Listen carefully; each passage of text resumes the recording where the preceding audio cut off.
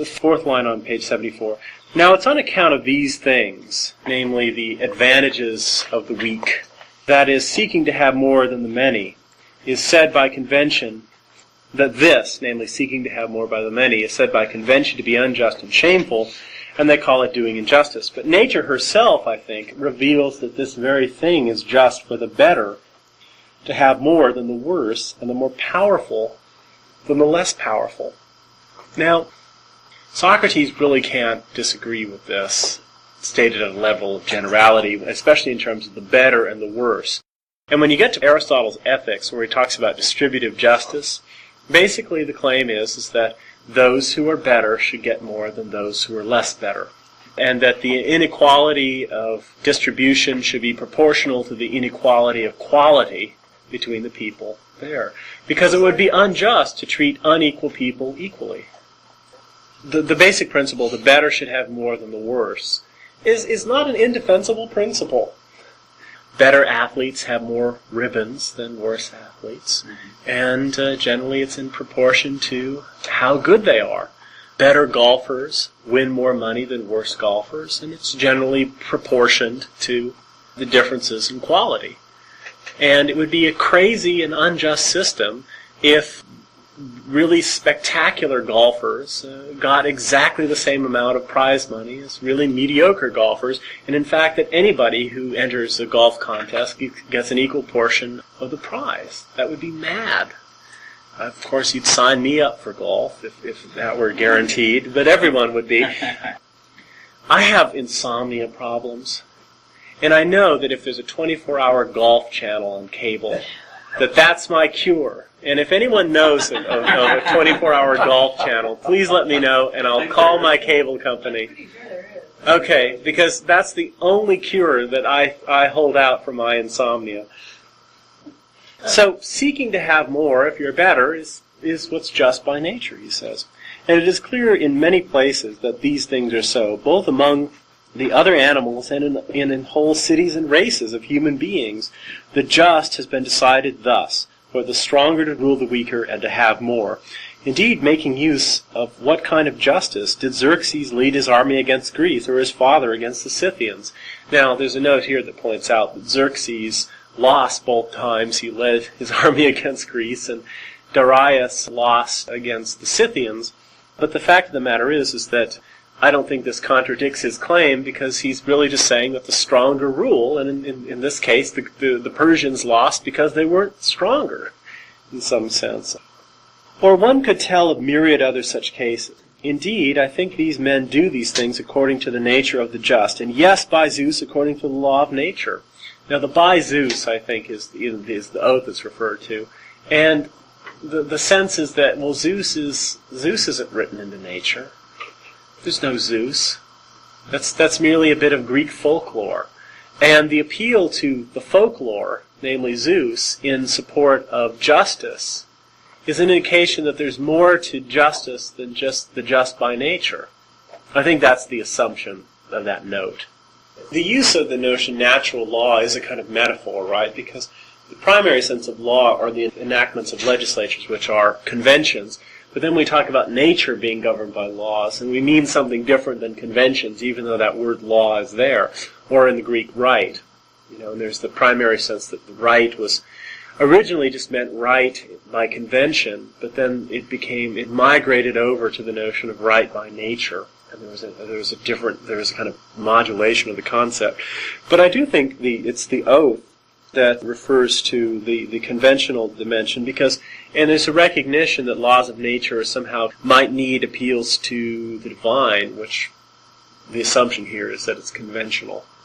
Callicles probably doesn't believe that Zeus is real, but he appeals to Zeus nonetheless. What's that? Well, it might just be a bad habit. A lot of people who are atheists go around saying, "God damn," But it could be that, but I wouldn't say that would be a good interpretation of Plato, because everything is more meaningful than just realism in Plato.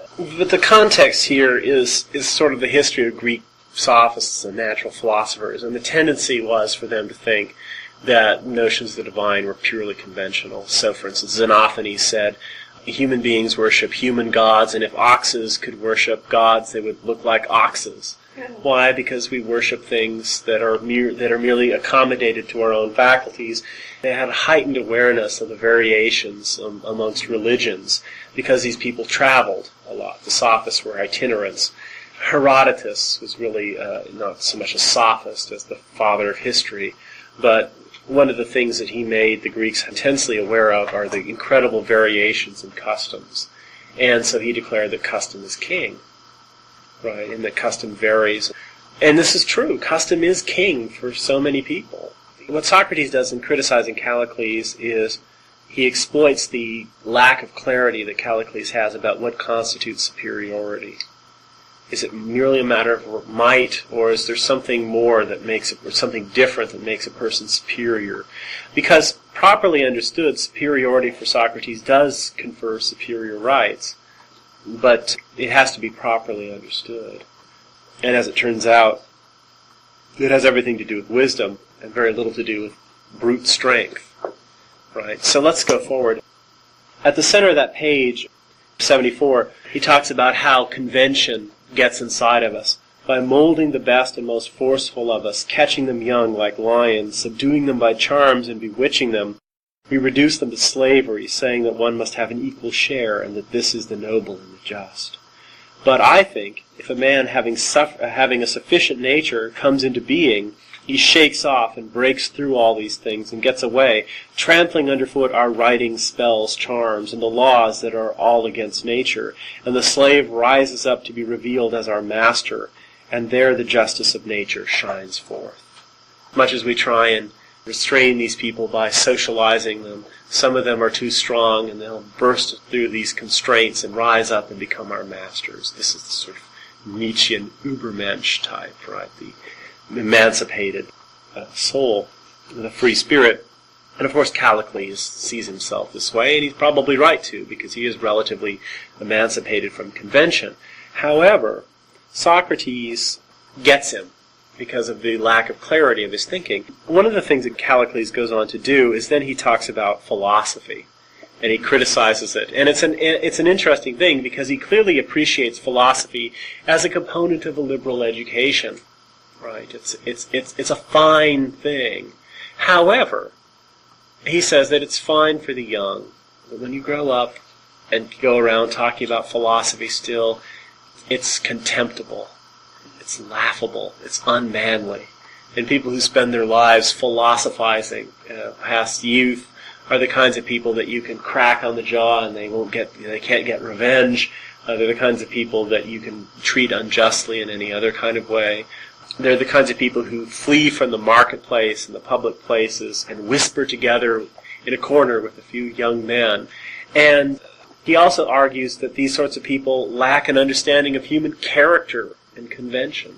Now, this portrait of the philosopher is really very much a portrait of the kind of philosopher Socrates is shown to be in Aristophanes' Clouds. A person who knows nothing of characters in men, a person who's off whispering together in a little thinkery with a few emaciated youths, the kind of person who doesn't understand the way society works and things like that. And this isn't, however, a very good description of the way Socrates actually is in Plato's dialogues, because Socrates is always out in the public places talking. In fact, they're talking in a public place right now. This is set in some public place. And we know it's not the house of Callicles, because they talk about back at the house. Gorgias has been giving a public demonstration of his rhetoric, and Socrates has arrived at the end of the show. So this is a public place. And Socrates is always out in public talking. He's not in some little corner whispering to people.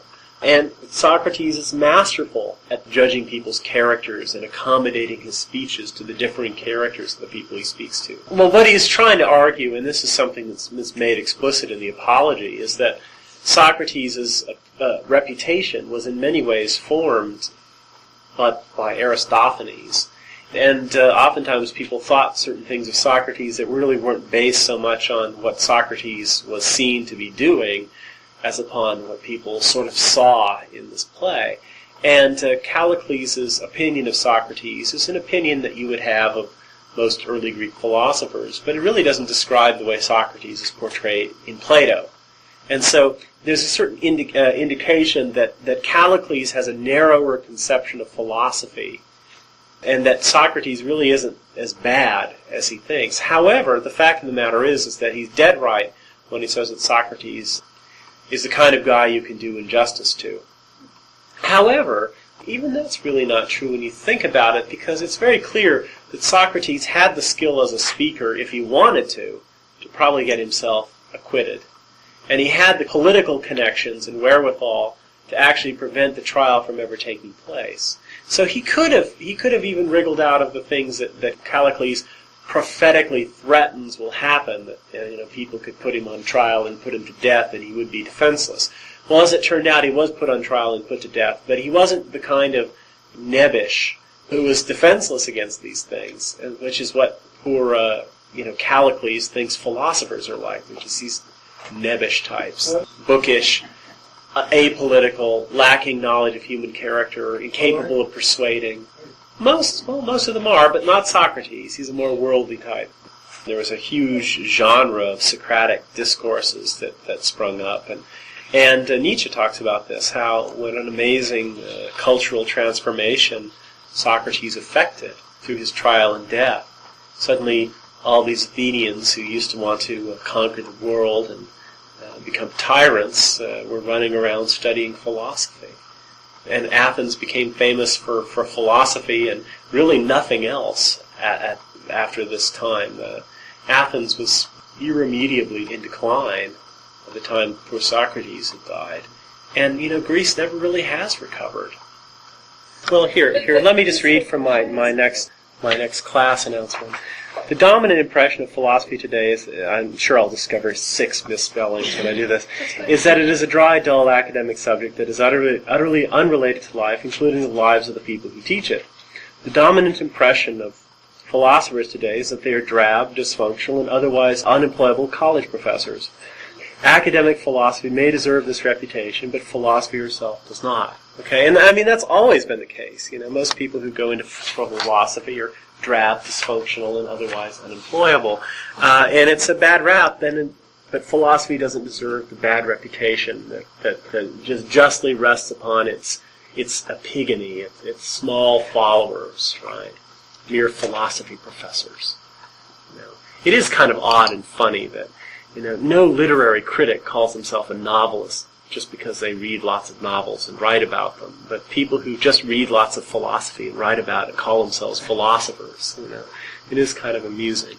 You don't have to be a professional or a theorist. You just have to dedicate your life to the pursuit of wisdom. But there are lots of people who teach philosophy in schools and are totally conventional in the way, in fact, aggressively conventional in the way they live their lives. They kind of one-up one another, as a matter of fact, to see who can be the most boring, conventional, blokish type, who can treat it more like being a plumber than their neighbor down the hall, their colleagues. So they're just aggressively ordinary and drab people. Callicles doesn't understand what philosophy can be, and he has a very sort of skewed understanding of philosophy that he just imposes upon Socrates. Socrates is a different kind of bird. Okay, we just have to keep that in mind.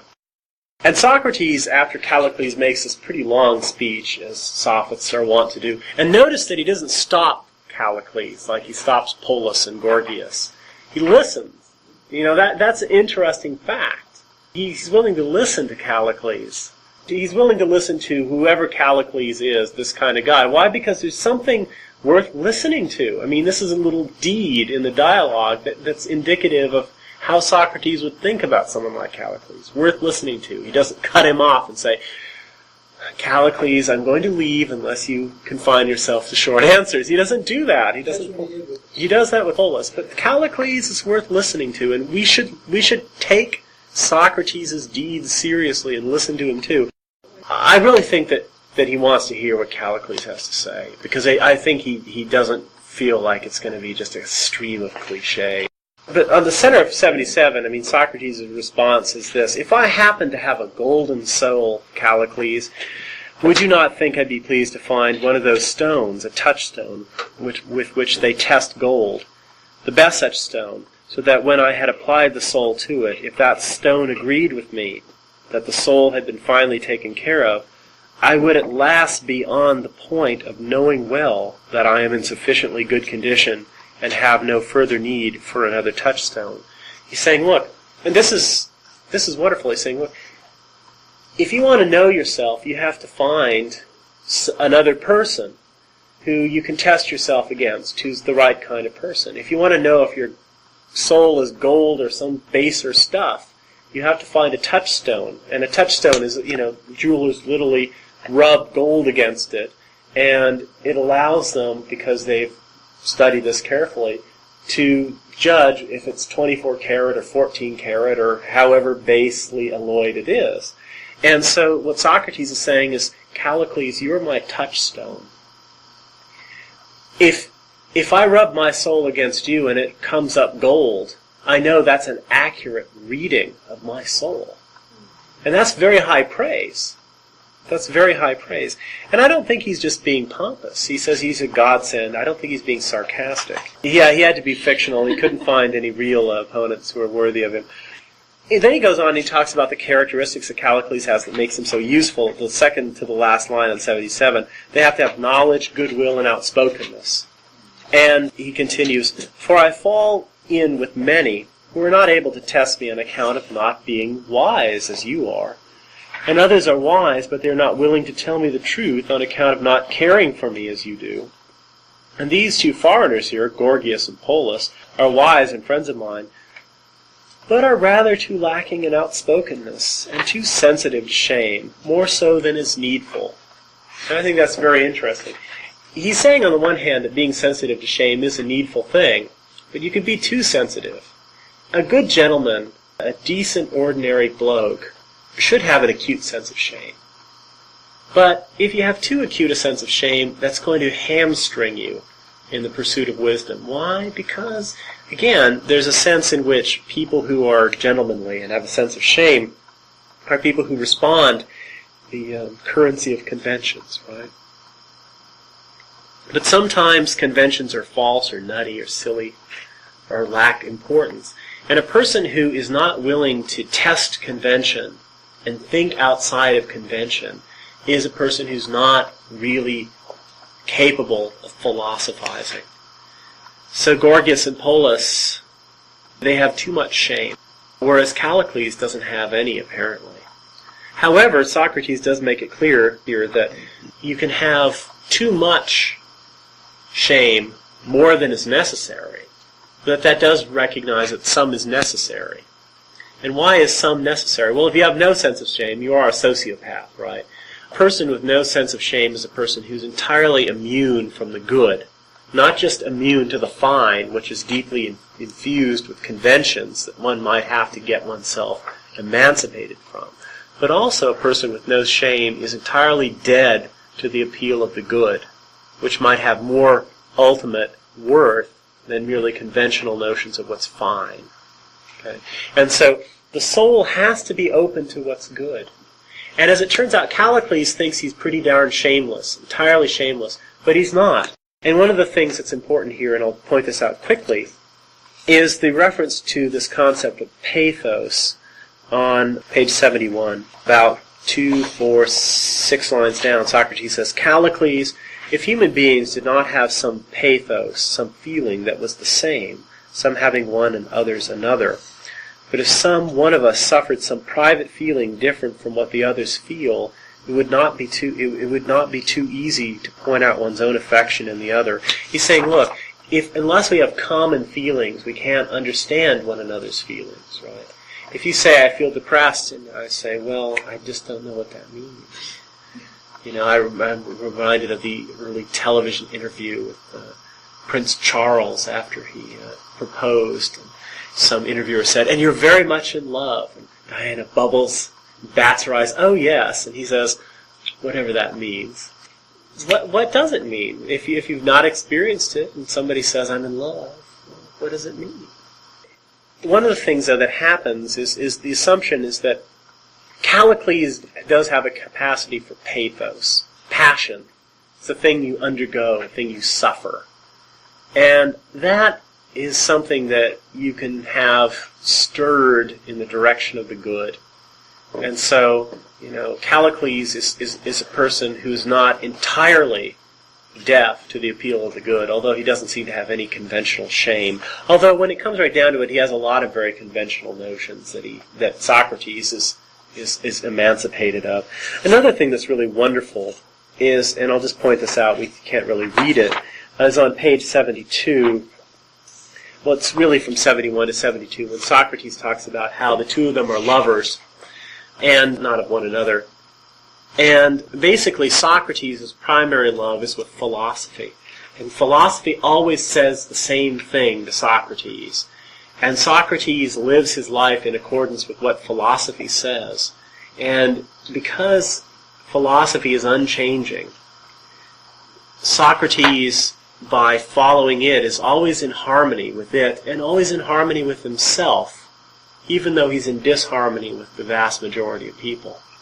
Whereas Callicles, the sophist, the popular rhetor, the guy who's trying to get to the top in the political realm, is always trying to be in harmony with what other people say, the people. Because, of course, to lead the people, you have to follow them, which is the great irony of the person who pursues power, right?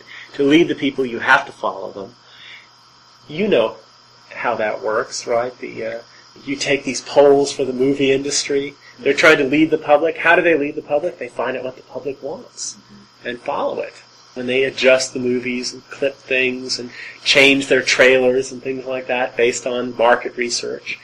To lead the people to the theater, they have to follow what the people really want. Same in politics. And Socrates puts it this way. He says, Callicles, you're always trying to be in harmony with the ever-changing opinions of the masses, which puts you out of harmony with yourself. And that's really the choice. Do you pursue internal integrity, harmony with yourself, at all costs, in which case you have to have the courage to be out of touch and out of harmony, out of tune with the people around you? Or do you pursue harmony with others at the cost of always being out of harmony with yourself? Okay, because there's a conflict there. And it's only in the rarest of situations where the conventions and the opinions of the people around you would be in total harmony with what you need for yourself to be a well-formed and healthy individual. And since that's hardly ever going to be the case, and if it is, it'll only be for 10 seconds, right? And then it's different, because that's the way public opinion is. It always changes. If you're going to be a slave to public opinion and harmonize yourself with it, you'll always be out of harmony with yourself. And this is what's slavish about the people who pursue power in the public realm. They're slaves because they have to be panderers to the ever-changing opinions of others, and they can't be true to themselves. Whereas the person who's not pandering to others but caring for their own soul has to deal with the fact that they're going to be out of tune. Okay, and he just poses this as an absolutely stark choice, but it's a choice that's absolutely true. I think it's magnificent the way it's put. And the language of harmony and discord is beautifully used there. Now, let me just quickly run through the critiques that Socrates runs against Callicles. Basically, he says, Callicles, you say that justice that's purely conventional is what's instituted by the many to their own advantage. And who are the many? The weak, the low, the people that aren't really worthy of too much respect. Conventional justice is the advantage of the weaker. What is natural justice? It's what's to the advantage of the stronger by nature. But who is the stronger, the one or the many? Well, the many. Therefore, he says, isn't it the case, Callicles, that by your own standards, what's just by nature is the law of the many, because the many are stronger than the few.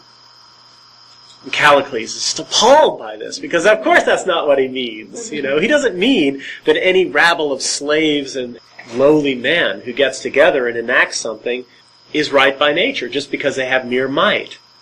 Okay, so he's forced to immediately abandon this equation of right and might, because as soon as you recognize that it's the many who are mighty and the few who are not, then the person who believes that might makes right has to be a Democrat. He's not a Democrat. He's an elitist. And therefore, he has to reformulate his sense of what makes a person superior. It's not strength, because the inferior banded together are strong.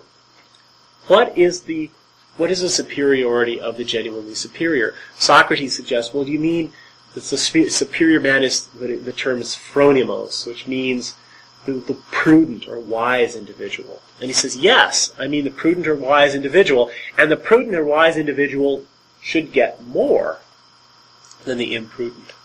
And then Socrates brings out his craft analogies and deploys them maddeningly. Poor Callicles is just driven to distraction by all these stupid craft analogies, because the last thing he wants to talk about are hide tanners and doctors and shoemakers and things like that. But Socrates brings him out and he just flogs him with this. And he's saying, Callicles, are you saying that if you go to the hospital where the doctor is the wisest man, that because he's the wisest man, he gets to take most of the pills? Are you saying that? The doctor gets more of the pills because he's wiser. The doctor gets more surgeries because he's wiser. Is that what you're saying? Of course not. Of course not. If it's wisdom that gives a person the right to rule, then wouldn't the portion that they allot themselves be the wise portion? Whatever that is, whether it's bigger or smaller than the wise portion allotted to someone else. If wisdom gives you the right to rule, wouldn't you want not more than others, but what's wisest, which might be less than what others get? If you're the doctor and you prescribe the medicine, the wisest dose of Valium might be no dose at all for you. However, if you're treating someone who's nervous, the wisest dose might be to give them more Valium than you take yourself. The wise course is to have a leg amputated. If he's getting one leg amputated, I want two, damn it.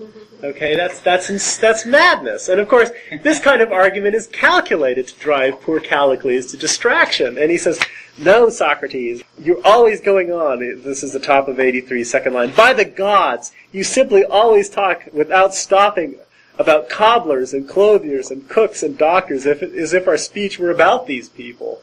So Socrates says, well, who are we talking about then? And he says, I'm talking about politicians, damn it. I'm talking about the people who are wise and prudent in public matters and also courageous. These are the ones who should have more. The people who rule should have more. The people who have power, the people who have freedom, should have more. And Socrates then raises a wonderful question. It's just devastating, and at this point we'll be done. He's saying, bottom of page 83, above where it says 491d, it's about, I guess, a third of the way from the bottom of the page. Callicles says, but indeed I have already said, those who are intelligent in regard to the affairs of the city and courageous, these are the ones. He says, for it is fitting that these men rule the cities, and the just is this, that these the rulers have more than the others the ruled. But what in relation to themselves, comrade? What in the world? Rulers are ruled. What do you mean? I mean that each one himself rules himself. Or is there no need of this, that he rule himself, but only that he rule the others? What do you mean, ruling himself? Nothing complicated, but just what the many mean.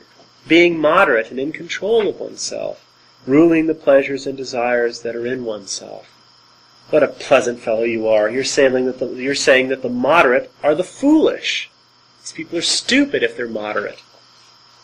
How so? There's nobody who would not understand that this is not what I'm saying. Yes, it most certainly is, Socrates, since how would a human being become happy? Here we get it. Happiness. While being a slave to anyone at all, including himself, he's saying.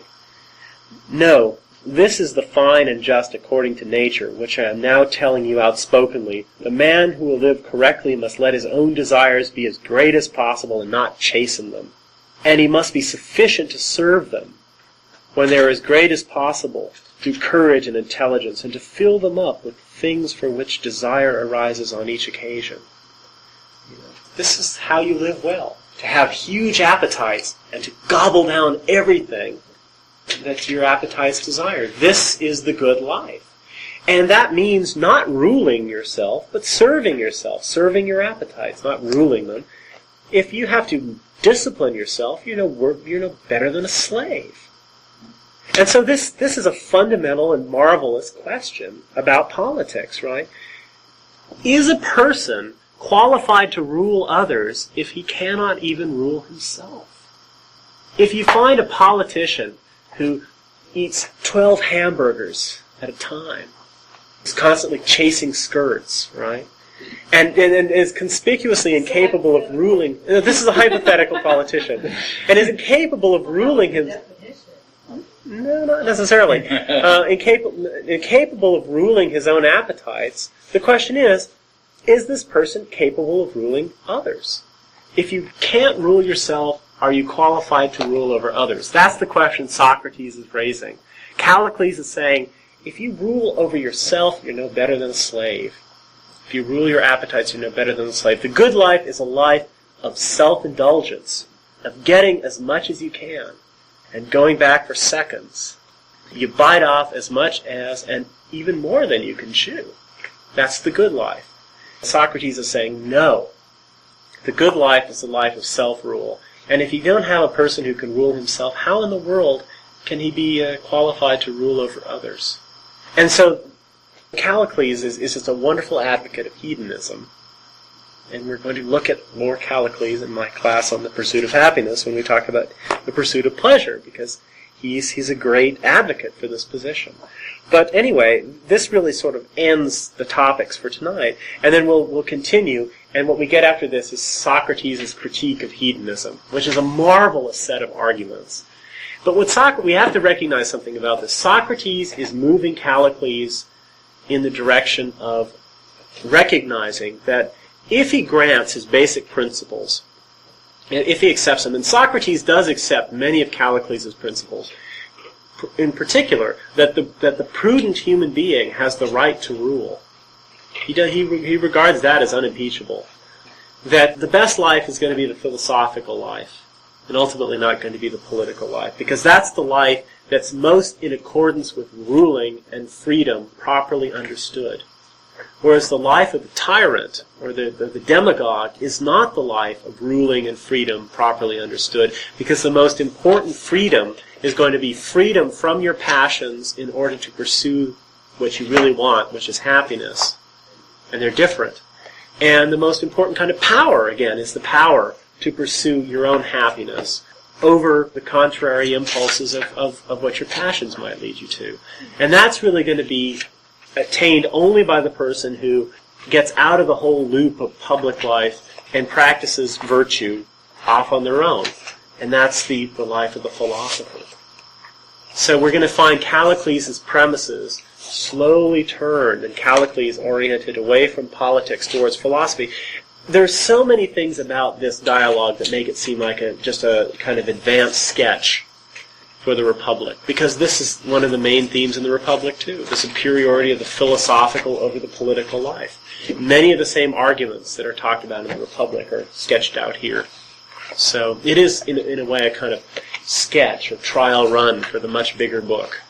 But anyway, so let's just continue reading, and we'll talk about hedonism next time. The only thing that you should not moderate your desire for is wisdom. There's never such thing as too much wisdom.